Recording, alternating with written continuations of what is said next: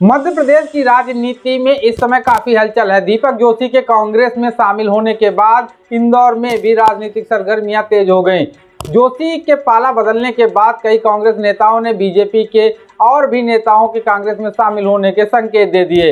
इस बारे में कांग्रेस नेताओं का दावा है कि भाजपा के कई नेता पूर्व सीएम कमलनाथ और कांग्रेस के अन्य वरिष्ठ नेताओं के संपर्क में हैं। मध्य प्रदेश की औद्योगिक राजधानी इंदौर में बीते 5 मई को पार्टी के एक कार्यक्रम में भारतीय जनता पार्टी के राष्ट्रीय महासचिव कैलाश विजयवर्गीय के बयान ने संगठन के नेताओं और कार्यकर्ताओं की चिंता बढ़ा दी। विजयवर्गीय ने अपने कार्यकर्ताओं से कहा था कि मुझे ये कहते हुए कोई संकोच नहीं है कि मध्य प्रदेश में कांग्रेस पार्टी बीजेपी को हरा नहीं सकती, क्योंकि कांग्रेस में दम नहीं है कि वो बीजेपी को हरा सके। लेकिन अगर हमने संगठन की गलतियां ठीक नहीं की तो बीजेपी खुद अपनी हार का कारण बन सकती है। कैलाश विजयवर्गीय का यह बयान पार्टी के लिए चिंताजनक है, क्योंकि प्रदेश में विधानसभा के चुनाव भी इसी साल हैं। इससे ठीक पहले नेताओं और कार्यकर्ताओं के बीच बगावत के सुर भी बुलंद होने लगे। राज्यसभा के पूर्व सांसद और भाजपा के वरिष्ठ नेता रघुनंदन शर्मा ने भी सार्वजनिक तौर पर संगठन के कार्यकलापों की आलोचना करनी शुरू कर दी। रघुनंदन शर्मा का आरोप है कि 5 नेताओं को प्रदेश के संगठन को मजबूत करने की जिम्मेदारी सौंपी गई, लेकिन वो संगठन संचालन नहीं कर पा रहे हैं। रघुनंदन शर्मा ने प्रदेश संगठन के हाल की तुलना द्रौपदी से कर डाली, जो 5 पांडवों की पांचाली थी। जो नेता मुखर होकर पार्टी की आलोचना कर रहे हैं उनमें पूर्व विधायक सत्यनारायण सत्तन, पूर्व विधायक भंवर सिंह शेखावत और पूर्व प्रधानमंत्री अटल बिहारी वाजपेयी के भांजे और पूर्व राज्य मंत्री व पूर्व सांसद अनूप मिश्रा, उमा भारती के अलावा जैन समुदाय से आने वाले कद्दावर नेता मुकेश जैन भी शामिल है। इसी असंतोष को खत्म करने के लिए भाजपा ने कैलाश विजयवर्गीय को नाराज नेताओं को मनाने की जिम्मेदारी दी। लेकिन इसी बीच संगठन को एक बड़ा झटका तब लगा जब पूर्व मुख्यमंत्री और जनसंघ संस्थापकों में से एक कैलाश जोशी के पुत्र और 3 बार विधायक रह चुके दीपक जोशी ने अपने औपचारिक रूप से कांग्रेस का दामन थाम लिया। जोशी के साथ दतिया के पूर्व विधायक राधेलाल बघेल भी कांग्रेस में शामिल हो गए। दोनों नेताओं को कांग्रेस प्रदेश अध्यक्ष कमलनाथ ने पार्टी की सदस्यता दिलाई थी।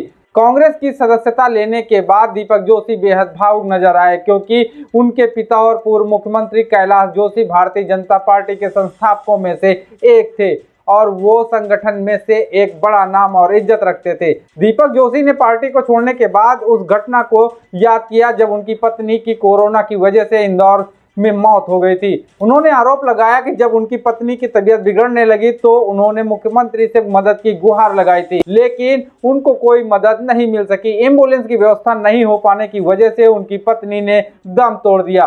2018 के विधानसभा चुनाव में दीपक जोशी भाजपा में रहते हुए कांग्रेस के मनोज चौधरी से चुनाव में हार गए थे और आज उसी कांग्रेस में वो शामिल हो गए। इतना ही नहीं, मनोज चौधरी जो कांग्रेस से जीते थे, सिंधिया गुट के थे, उन्होंने कमलनाथ की सरकार गिराई और वो अब भाजपा में शामिल हो गए। यह कितना हास्यास्पद लगता है, लेकिन ये तो राजनीति है, यहाँ सब जायज है। दीपक जोशी की शिकायत ये भी है कि उन्हें राज्य इकाई में अब महत्व मिलना बंद हो गया। राज्य में इस साल होने वाले चुनावों की तैयारियों को लेकर मुख्यमंत्री शिवराज सिंह चौहान दौरे पे दौरे कर रहे हैं। हाल ही में अपने मंत्रिमंडल के साथ बैठकर द केरला स्टोरी भी देखी। द केरला स्टोरी का बखान करते हुए जनता को हिंदुत्व का मैसेज दिया। इतना ही नहीं, मुख्यमंत्री शिवराज सिंह चौहान अब हर जिले में कोई न कोई बड़ी परियोजना की शुरुआत भी कर रहे हैं, लेकिन उनके लिए सबसे बड़ी मुश्किल घर के अंदर यानी संगठन की कला है। बात तो ये भी उठ रही है कि शिवराज लगातार दिल्ली आना जाना कर रहे हैं। भारतीय जनता पार्टी के नेता व प्रवक्ता ये कहते नजर आ रहे हैं कि दीपक जोशी के चले जाने के बाद संगठन पर कोई असर नहीं पड़ेगा, क्योंकि 40 लाख भाजपा के कार्यकर्ता दीपक जोशी के नहीं, कैलाश जोशी के सपनों को आगे बढ़ाने का काम करेंगे, जिन्होंने आपातकाल के समय 19 महीने तक जेल काटी थी और कांग्रेस की यातनाएं झेली थी।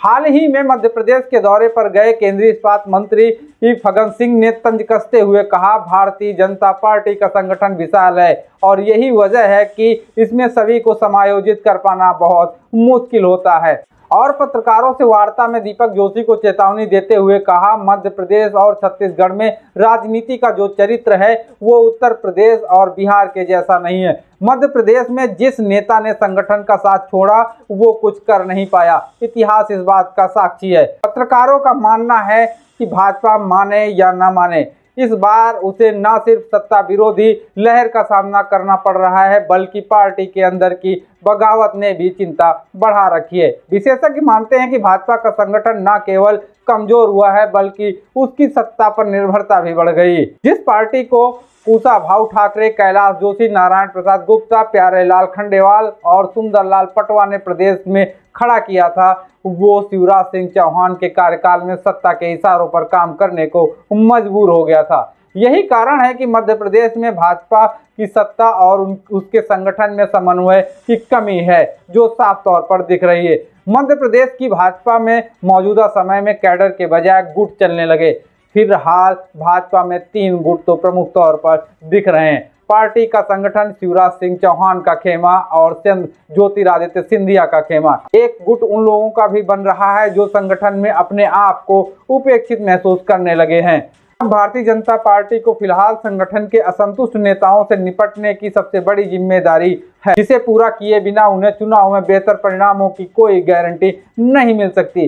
विशेषज्ञों को लगता है कि सबसे बड़ी चुनौती भाजपा के सामने यह है कि विधानसभा की 127 सीटों में से 18 सीटें ऐसी हैं जिन पर कांग्रेस से इस्तीफा देकर भाजपा में आए विधायक हैं, तो वहीं इसके अलावा 9 सीटें ऐसी हैं जिन पर कांग्रेस के दल बदल कर आए नेता उपचुनावों में हार गए और दावेदारी पेश कर रहे हैं। इस तरह भाजपा के सामने विधानसभा चुनाव को लेकर काफी चुनौतियां हैं। शिवराज लगातार मुख्यमंत्री बनते आए, इस बार उन्हें सत्ता विरोधी लहर का भी सामना करना पड़ सकता है। ये भी कटु सत्य है कि पिछले विधानसभा के चुनाव में जनादेश उनके साथ नहीं था। जनता ने कांग्रेस को सत्ता की कुंजी सौंपी थी, लेकिन जोड़ तोड़ की राजनीति से सरकार बन गई, जिस बात का भी गुस्सा जनता में पहले से ज्यादा है। राजनीतिक सूत्रों का कहना है कि इंदौर के साथ साथ एमपी में बीजेपी के कई ऐसे नेता हैं जो खुद कांग्रेस के नेताओं से संपर्क साध रहे हैं। इसमें पूर्व जिला पंचायत अध्यक्ष, उपाध्यक्ष सहित पूर्व विधायक भी हैं जो संपर्क में आने की बात कह रहे हैं। 9 मई को पूर्व प्रदेश कांग्रेस अध्यक्ष अरुण यादव ने इंदौर प्रेस क्लब में दीपक जोशी को लेकर कहा था कि उनके पिता कैलाश जोशी संत के नाम से जाने जाते थे। उनके परिवार की दुर्गति और अनदेखी प्रदेश सरकार ने की है, उससे दुखी होकर दीपक जोशी ने हमारी पार्टी यानी कांग्रेस को ज्वाइन किया। उनके आने से बहुत बड़ा कांग्रेस पार्टी को फायदा होगा। जो लोग लिस्ट में हैं उनसे मेरी भी चर्चा हो रही है और कांग्रेस के अन्य नेताओं से भी चर्चा हो रही है, जल्द ही आपके सामने होगा।